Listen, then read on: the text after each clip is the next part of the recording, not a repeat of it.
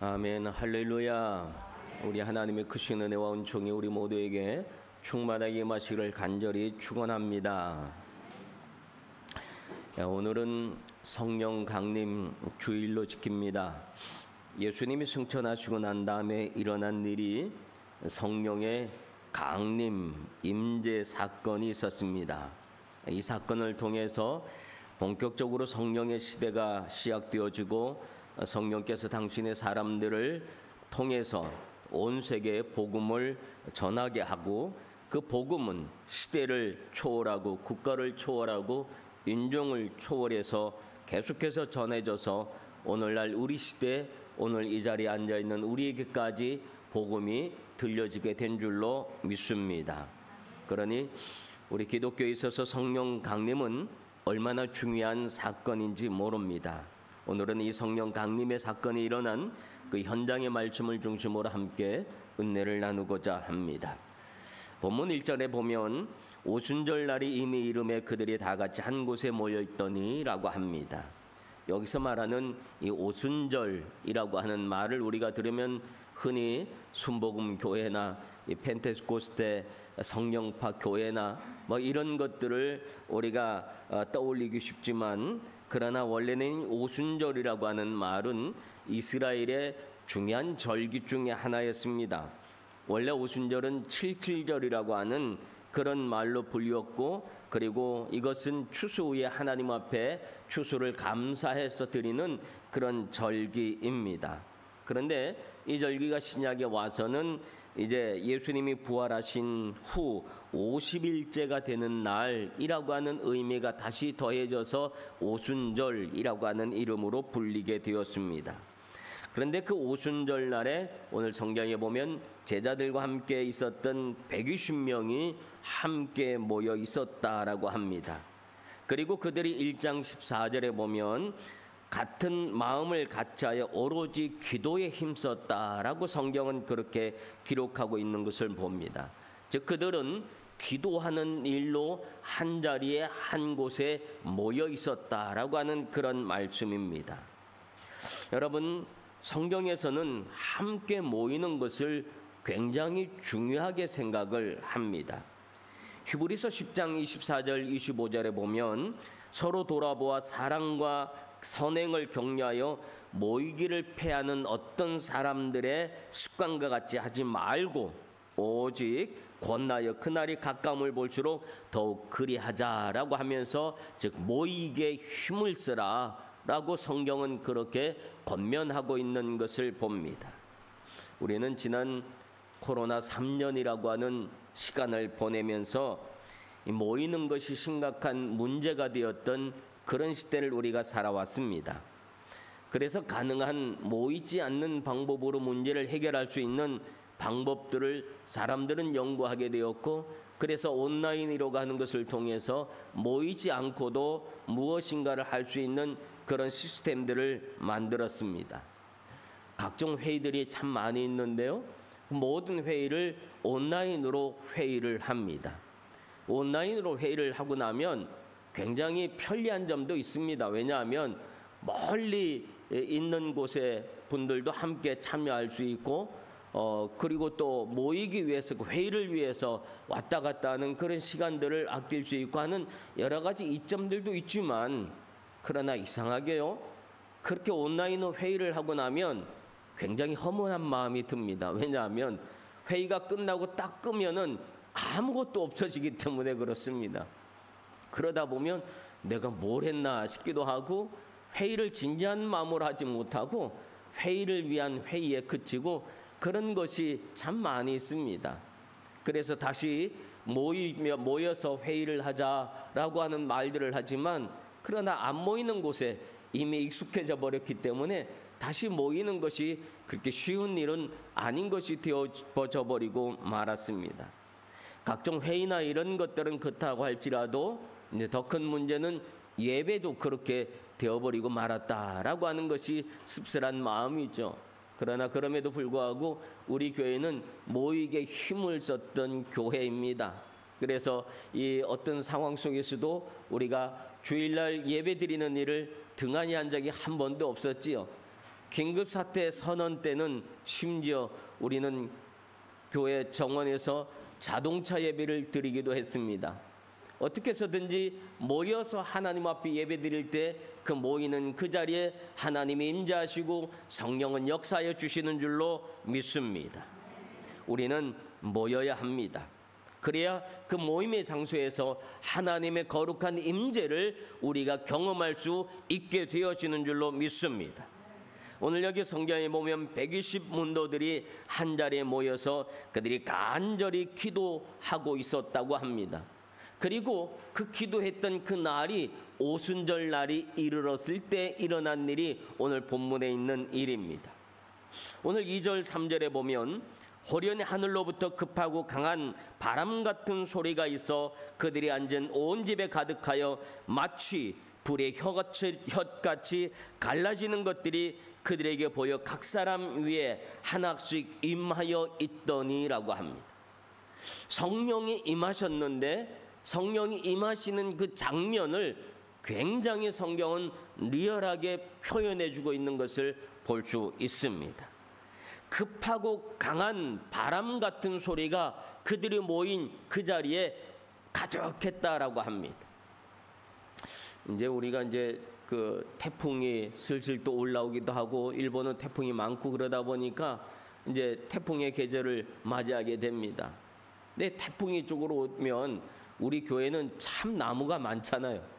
나무가 많은데 교회에서 정원을 바라보고 있으면 그 나뭇가지들이 더군다나 가운데 있는 나무는 잎이 커갖고 키도 크고 가지도 길어서 얼마나 많이 휘날리고 춤을 추고 막 그런지 몰라요. 그러다가 부러지기도 하고요. 근데 그걸 보고 있으면 와 굉장하다라는 느낌이 들 때도 있지만 어떨 때는 겁이 날 때도 있습니다. 저러다가 어떻게 되는 거 아니야 그런 느낌이 들기도 합니다. 그러한 느낌이 그들이 모여서 기도하는 그 자리에 임했다라고 하는 겁니다. 그리고 난 다음에 그 다음에 일어난 일은 불이 임했다고 합니다. 갑자기 하늘에서 큰 불덩이 하나가 떨어졌는데 그 불이 그 중간에서 그 모인 각 사람의 머리마다 불의 혀같이 갈라지는 모양으로, 즉 우리 혓바닥 모양으로 그 불이 120개로 나눠지더니 그 안에 모여 있었던 사람들의 머리 위에 하나씩 다 떨어졌다고 하는 거예요.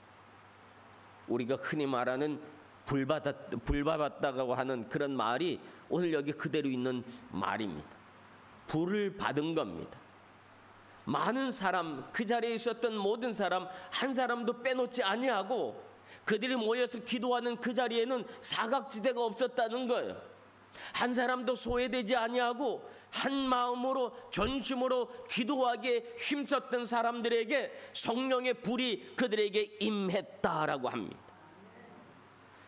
열왕기상 19장에 보면 엘리야가 하나님의 음성을 듣는 장면이 나오는데 거기에 보면 여호와 앞에서 크고 강한 바람이 산을 가르고 바위를 부쉈다 합니다.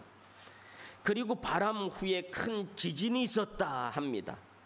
그리고 지진 후에 불이 있었다라고 합니다. 그리고 그런 강풍과 지진과 불이 있은 후에 세미한 음성이 들렸다라고 합니다. 즉 세미한 음성, 하나님의 성령의 음성, 성령이 임하기 전에 임했던 현상이 엄청난 강풍 같은 바람과 불이 임했다라고 하는 겁니다. 그런 불이 임하고 나니 그 자리에 앉았던 모든 사람들의 모든 것들을 손도리째 다 흔들어버리고 말았습니다.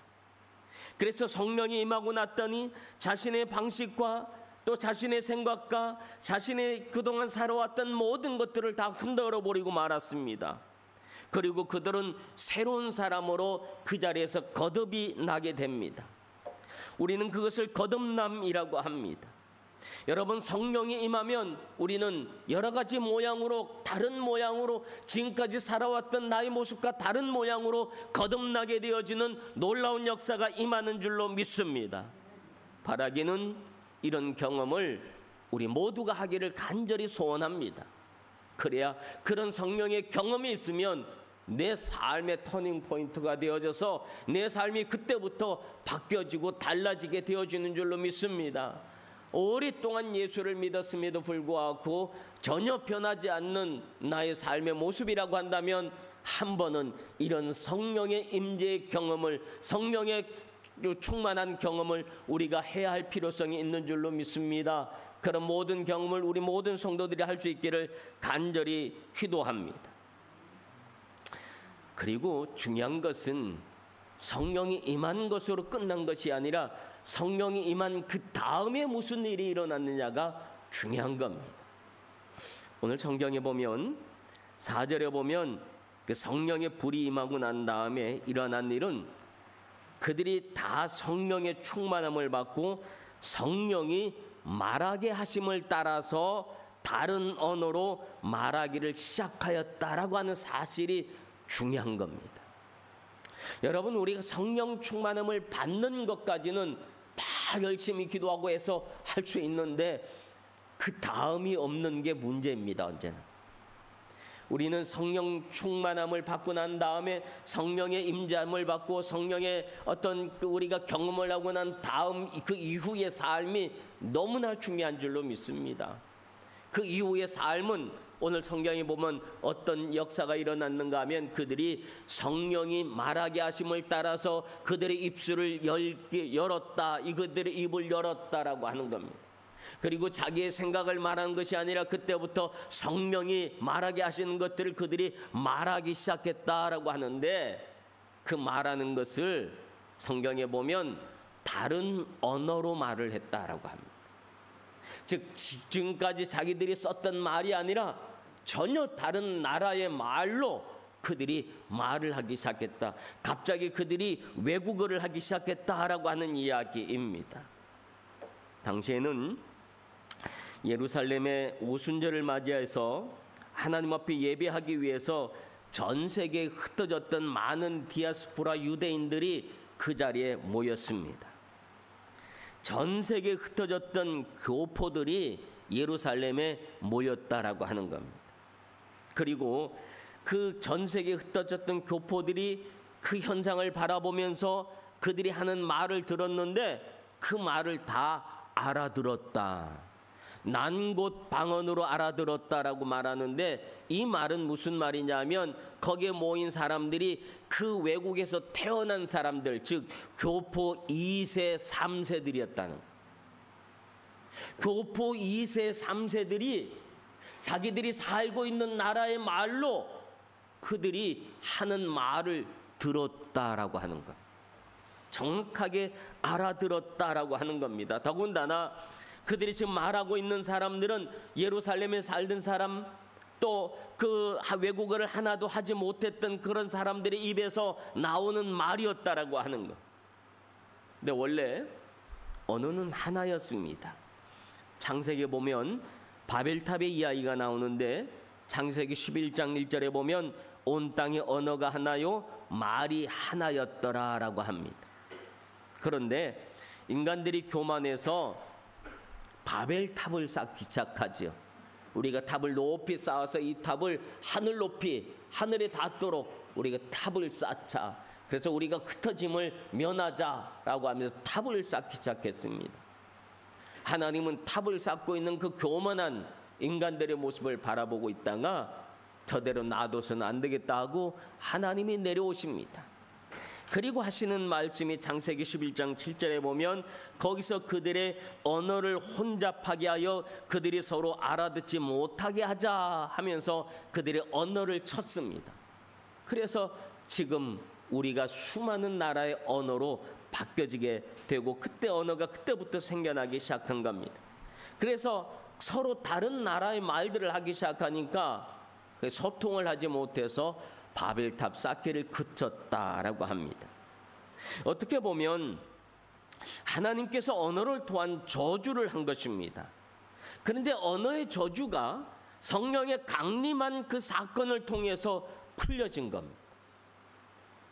그래서 온 세상, 온 세계 사람들의 말로 성령 받은 사람들이 말을 하기 시작했다고 하는 겁니다. 그들이 말했던 말의 내용이 무엇이었을까요? 그들이 이제 막 성령이 말하게 하심을 따라서 말을 하기 시작했는데 자기 자랑을 막 시작했을까요? 자기 생각을 말하기 시작했을까요? 성령이 그것을 말하게 하셨을까요? 아니지요. 성령은 무엇을 그들의 입술을 통해서 말하게 하셨을까요? 예수 그리스도에 대해서, 복음에 대해서 성령은 말하게 하시기 시작한 줄로 믿습니다.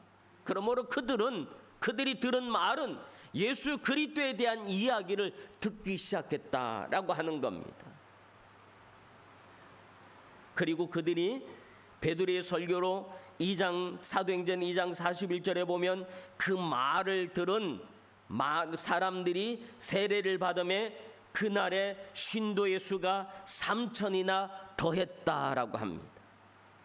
근데 이 사건은 더 놀라운 일을 만들어냈는데 한날 베드로의 설교를 듣고 3,000명이 세례를 받고 신도가 되었다고 했는데 이 신도는 한 교회의 신도가 아닙니다. 한 교회, 예루살렘 교회 신도가 아니라 그 안에는 수많은 사람들이 세례를 받았는데 그 3,000명이 세례를 받았다 그러잖아요. 근데 그들 중에 상당수는 이 디아스포라였다. 디아스포라 유대인들이 그 자리에 와서, 흩어졌던 유대인들이 그 자리에 와서 그들이 세례를 받고 그 다음에 어떻게 했을까요? 오순절이 끝나면서 그들은 자기들이 살던 나라로 다 흩어진 겁니다. 다 흩어져서 간 거예요. 그리고 그들이 살고 있었던 나라에 대해서 성경은 9절부터 11절까지 구체적으로 나라들 이름을 이야기하지요. 바데인가 메데인가 엘람인가 메소포타미아 유대와 갑바도기아 본도와 아시아 부르기아와 밤빌리아 애국과 구레네 리비아 로마 그레데 아라비아. 이 나라들은 당시의 세계관으로 보면 전 세계를 말하는 겁니다.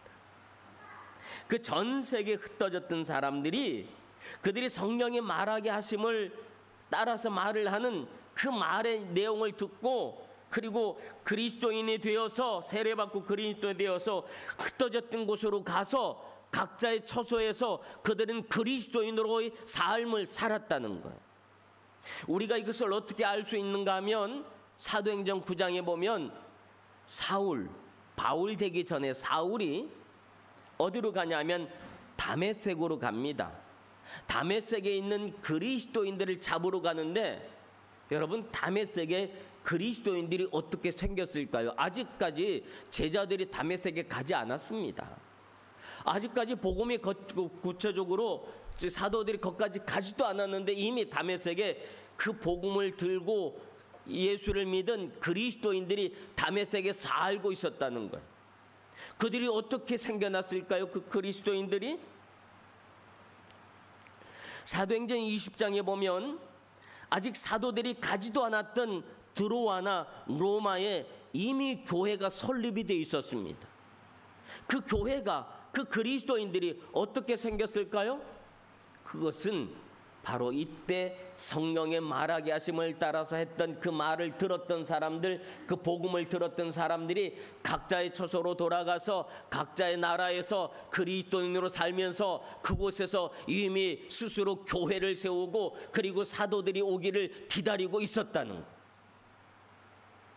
그래서 사도들이 후에 가서 그곳에 있는 그리스도인들을 만나고 그리고 그들이 복음을 전하기 시작했다라고 하는 겁니다. 놀라운 얘기겠죠? 그들이 그 신비한 경험을 예루살렘에서 하고 난 다음에 각자의 나라에 돌아와서 스스로 교회를 세웠다는 것. 여러분, 이런 이야기들은요, 우리 조국 대한민국에 또 있었습니다. 여러분, 우리 그때는 조선이죠.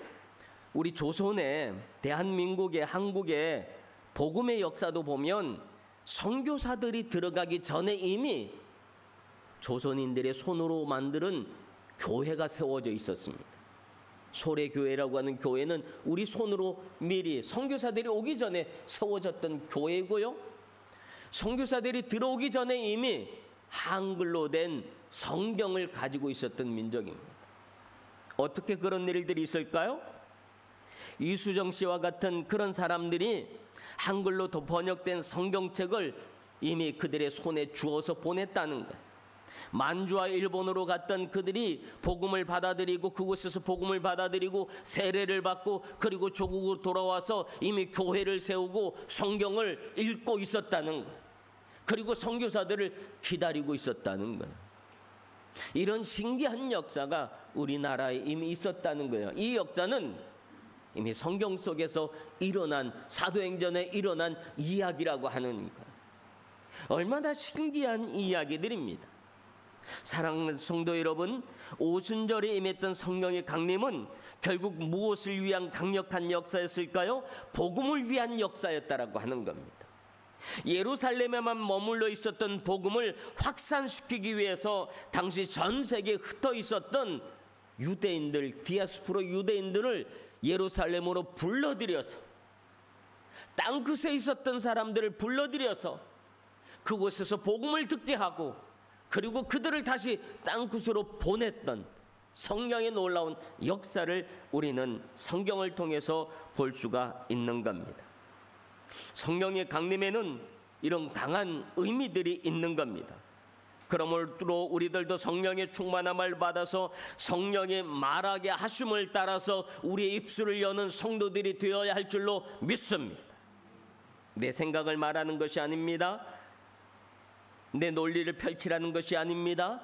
여러분의 경험과 여러분의 꿈을 펼치라는 것이 아닙니다. 철저하게 성령의 말하게 하심을 따라서 하나님의 나라를 위해서, 그리스도의 복음을 위해서 우리 입술을 열어야 할 줄로 믿습니다.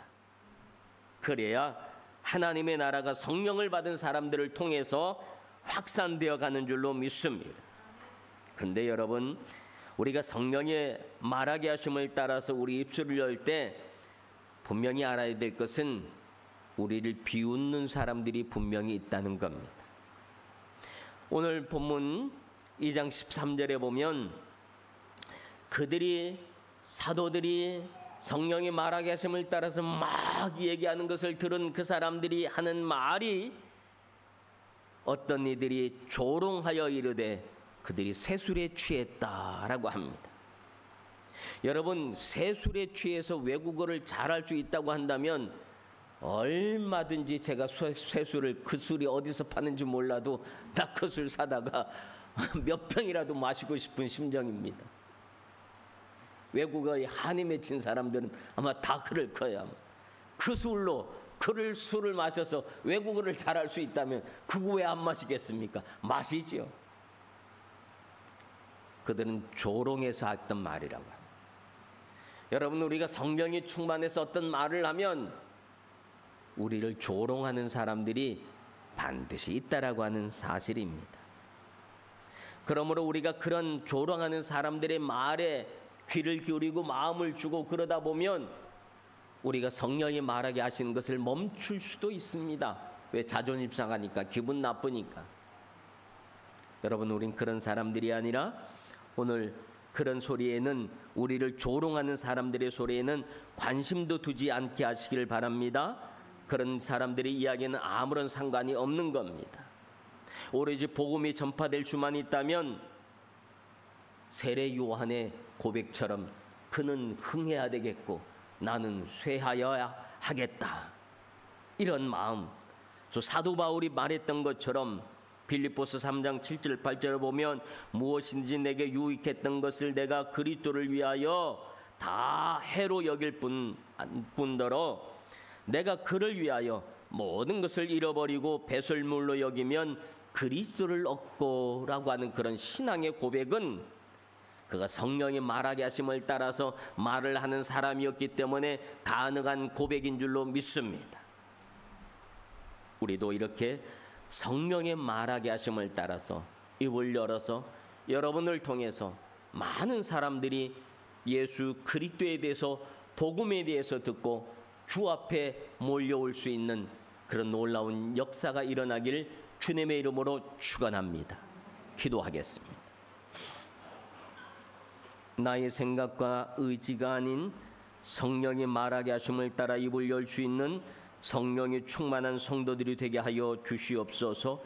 그래서 작은 우리들이지만 성령의 사람이 되어서 이 땅의 많은 열방을 향하여 복음을 들고 나아갈 수 있는 성도 되게 하옵소서. 예수님 이름으로 기도합나이다. 아멘.